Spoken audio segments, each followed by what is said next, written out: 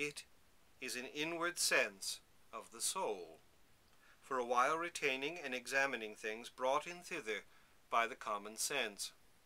It is the most boundless and restless faculty of the soul. It digs without spade, sails without ship, flies without wings, builds without charges, fights without bloodshed, in a moment striding from the center to the circumference of the world, by a kind of omnipotency, creating and annihilating things in an instant. And things divorced in nature are married in fancy, as in a lawful place.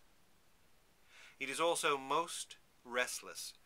While the senses are bound, and reason in a manner asleep, fancy, like a sentinel, walks the round, ever working, never wearied.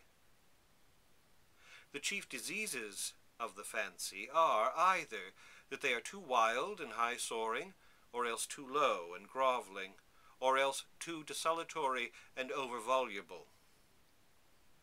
Of the first, if thy fancy be but a little too rank, age itself will correct it. To lift too high is no fault in a young horse, because with travelling he will mend it for his own ease.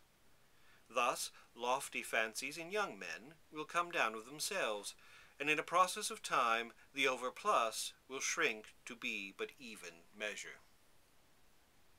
Take the advice of a faithful friend, and submit thy inventions to his censure.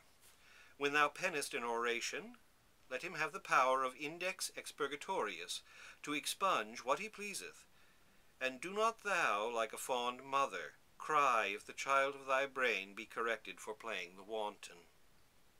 Mark the arguments and reasons of his alterations. Why that phrase least proper, this passage more cautious and advised, and, after a while, thou shalt perform the place in thine own person, and not go out of thyself for a censurer.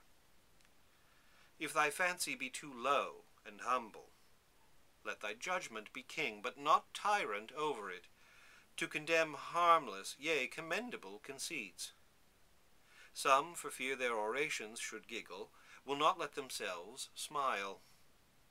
Give it also liberty to rove, for it will not be extravagant. There is no danger that weak folks, if they walk abroad, will straggle far, as wanting strength.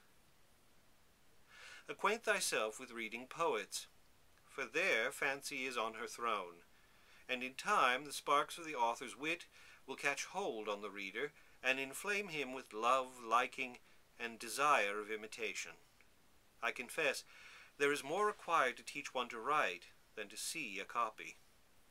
However, there is a secret force of fascination in reading poems to raise and provoke fancy. If thy fancy be over-voluble, then whip this vagrant home to the first object whereon it should be settled. Indeed, nimbleness is the perfection of this faculty, but levity the bane of it. Great is the difference betwixt a swift horse and a skittish that will stand on no ground. Such is the ubiquitary fancy, which will keep long residence on no one subject, but is so courteous to strangers that it ever welcomes that conceit most which comes last, and new species supplant the old ones before seriously considered. If this be the fault of thy fancy, I say, whip it home to the first object whereon it should be settled. This do as often as occasion requires, and by degrees the fugitive servant will learn to abide by his work without running away.